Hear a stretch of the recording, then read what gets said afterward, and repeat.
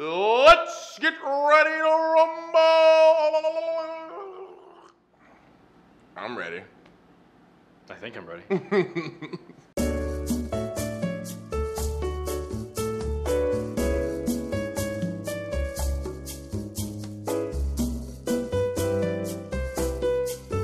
Welcome to Thanks for Watching. I'm Zach Toombs. And I'm Christian Bryant. Today we're going to be talking about two new trailers that have come out. Superman vs. Batman, Dawn of Justice, and the Fantastic Four trailer, a new teaser trailer featuring two of our favorites from House of Cards. We're also talking about Ex Machina and why you should see it, especially if you liked her but wanted some murder involved.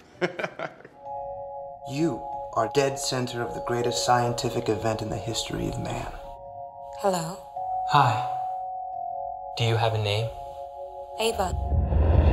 So this is the part where you convince me. Yeah, I'm convincing. So it's kind of interesting that we're talking about Ex Machina. I'll tell you why. It's been in limited release for a while now. It's coming to wide release on Friday. Now, this is Ex Machina. It's written and directed by Alex Garland, who has written scripts for a few Danny Boyle films, The Beach with Leonardo DiCaprio. He wrote the novel that film is based on. Alex Garland also wrote the script for 28 Days Later with Cillian Murphy and Sunshine with Cillian Murphy. He excels with dark science fiction that has a compelling story and is often told in a somewhat minimalist way.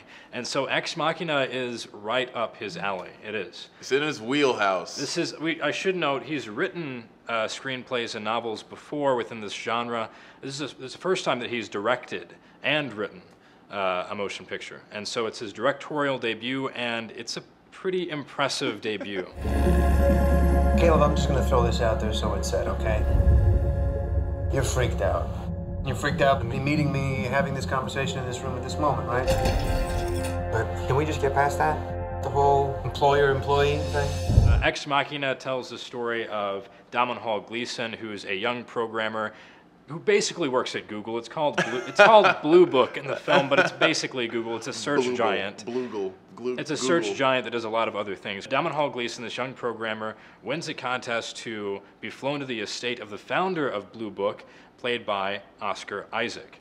And they spend a week together. It's a mystery assignment, but as we learn in the first 10 minutes of the film or so, basically Damon Hall Gleason's character is performing the Turing test on an AI that Oscar Isaac has built. Few questions. Turing test. Right. So what the hell is that? So the Turing test is a test in which a human interacts with artificial intelligence and tries to see if they can tell if it's a robot, basically. Did you know that Nathan brought me here to test you? So wait, this has been done before. If you're interacting with a machine and you can tell that it's a machine, the machine does not pass the Turing test.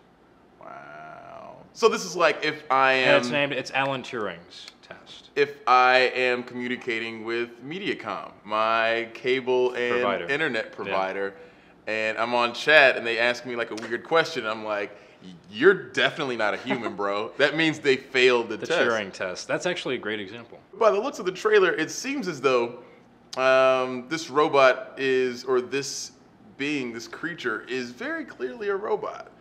Is there something... That's correct. Is there something that happens that really kind of... You know what? If I say more about such details, it will detract from your experience watching the film, and I do not want to do that because it's a great movie.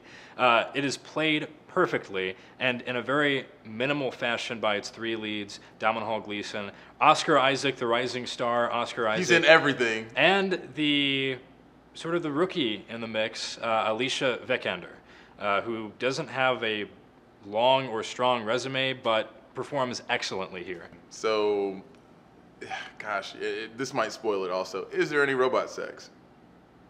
Curious. Asking for a friend. That specter is raised. I'll just tell you that. And so are my eyebrows. Wow. Oh, man. All so right. This is all I had to say to sell you on this film? Yeah, that's about it. Have you never been outside this building? We could go together. Did you program her to flirt with me? I'll just say that Alex Garland, I'm a longtime fan of his. He's done a great job here. I think Ex Machina is the best original science fiction story on film in years. That is one hell of an endorsement. And so far, my favorite film of 2015. That's a wild endorsement. Just a deeply interesting and deeply original science fiction film. I'm already freaked out. Yeah. I think that's a good thing. Also, I'll say, if you've seen the trailer, it seems like I think they sold the movie as a horror film a little bit to get people in the doors. Mm-hmm. It's not really a horror movie. It's not. It has moments that are frightening, but it's not a horror movie. Tell me, do you bleed?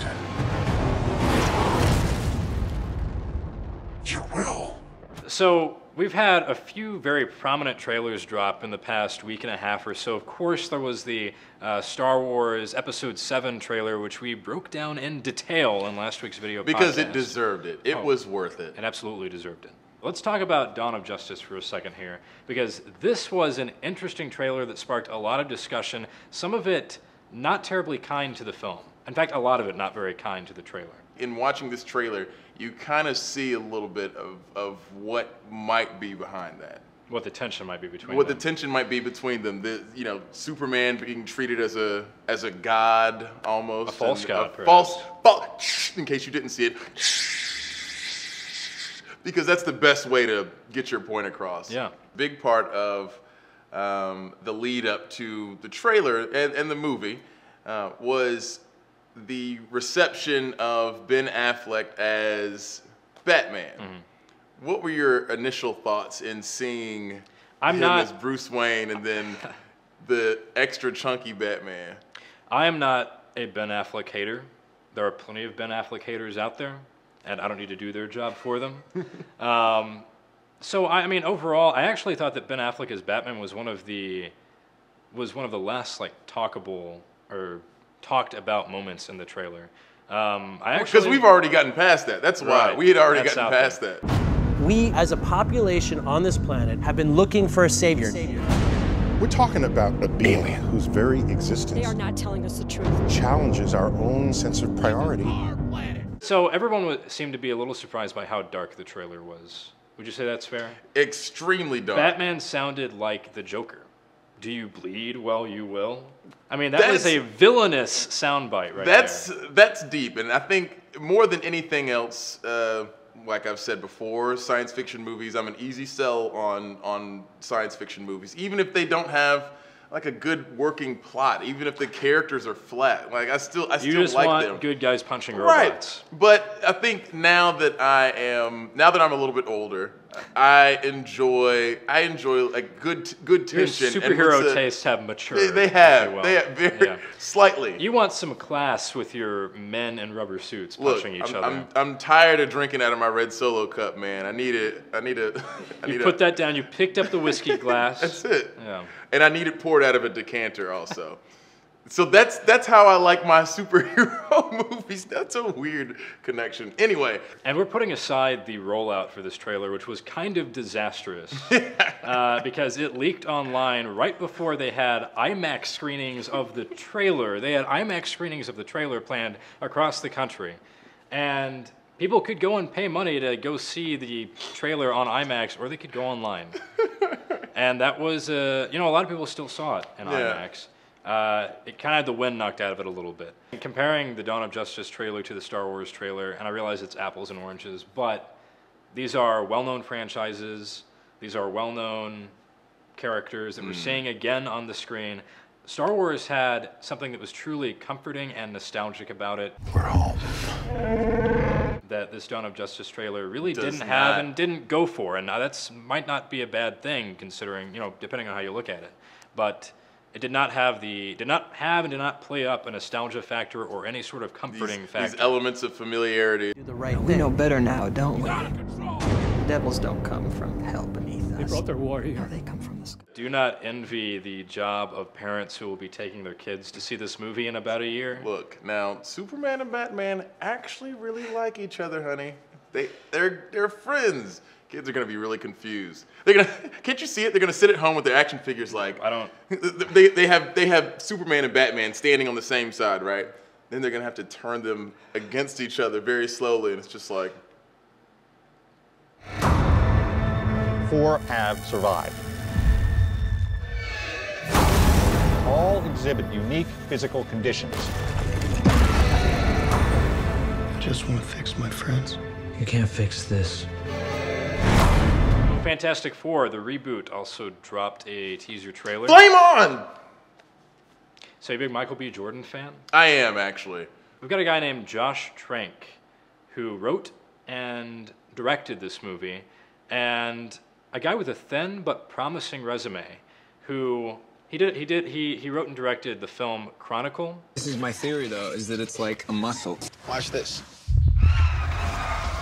Dude, holy crap! Which also had Michael B. Jordan. Right. And that movie was pretty freaky. Yeah, it was pretty wild. Things did not end well for that crew. Josh Trank is a guy who is an up-and-comer behind the camera as a writer and director. He's got Fantastic Four.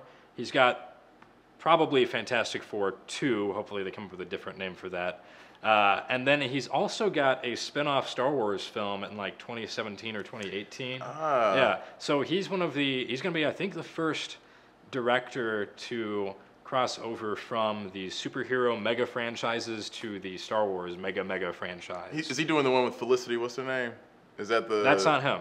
Yet another spinoff coming in the future. Yeah. Sure. It's going to be tough to Head keep is track spinning of. from the Yeah. spinoffs. I know. The trailers and the teasers for Fantastic Four look promising. I'm a big Miles Teller fan, big Kate Mara fan, big Michael B. Jordan fan. I don't remember the other guy. Well, that's the thing about the other guy, because we're not going to see him as a human assumedly. We're not going to see him as a human for very long in the movie, which is unfortunate because now we don't know his name, and I feel like by the time we do know his name, he's just going to be a big, hulk of rock. He's going to be a thing. He's going to be Ben Grimm, and he's going to be the thing. I want you to meet my daughter, Sue. You want to be famous? I just want my work to make a difference. It looked like they kind of played with the origin story a bit. Yeah, that was kind of the new details that we got from this trailer that really got a lot of attention. Talk about that. I do know that Sue Storm, who becomes Sue Storm Richards, is related to Johnny Storm, and they are brother and sister. Kate Mara and Michael B. Jordan are playing Sue Storm and Johnny Storm, respectively, in the movie, and there's a very obvious difference in pigmentation in their skin. Franklin Storm, who is their father, the scientist, is played by Reg E. Cathy, or Freddy from House of Cards. Yep. So Freddy from House of Cards... Also in The Wire. Also in The Wire. Freddy from House of Cards is Kate Mara's dad. Trippy. She needed some guidance in House of Cards, though. If only Freddy... Stay away from the tracks. There's a line there, like 4 feet back. She was way too close. Would have made all the difference. She was way too close. But yeah, I mean, it's a very simple kind of change, tweak, yeah. Simple kind of tweak, but but monumental in comic book terms. Monumental in comic book terms, because that's not the way they've done it in years past. What you've created here is incredible. Does this cast seem younger than the previous cast? It's quite younger. Noticeably younger. Yeah. Not that that's a bad thing, but... Or maybe they're just young professionals. Maybe they're just very well qualified young professionals like us, who are definitely not qualified for whatever. For any of that. Yeah. We can do this pretty well. We can do this. This is good. This is about it. Yeah. Thanks for watching.